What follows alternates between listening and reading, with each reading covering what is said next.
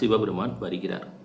எனினும் வந்ததும் இவனுக்குள் உள்ள பேராசை இவனை ஒரு பெரும் பிழையை செய்ய வைக்கிறது. சிவபெருமான் அன்போடு கேட்கிறார், என்னப்பா வேணும் இந்திரா அப்படின்னார். உடனே இவன் சொன்னான், உங்கள் கையில் இருக்கக்கூடிய திருசூலத்தை எமக்கு தந்து விடுங்கள்னா.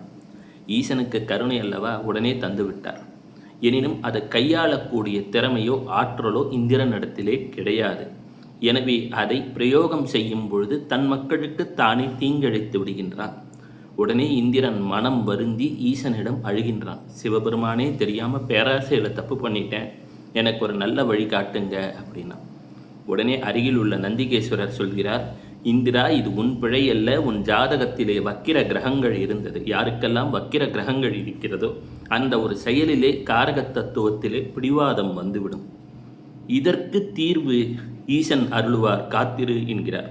உடனே ஈசன் சொல்கிறார், நானே ஜமதக்கினி மகரிஷி என்ற ஒரு அம்சத்தை உலகத்திலே கொண்டு வருவேன். அது ருத்ராம்சம். அன்னை பார்வதியின் அம்சமாக ரேணுகா பரமேஸ்வரி வருவாள். அப்போ அந்த அம்சமாக நாங்கள் இருக்கும்பொழுது எங்களை வந்து வேண்டி வணங்கி ரேணுகா ஏகவீரா ஜெகன்மாதா என்ற மந்திரத்தை சொல்லி வேண்டி வணங்கு.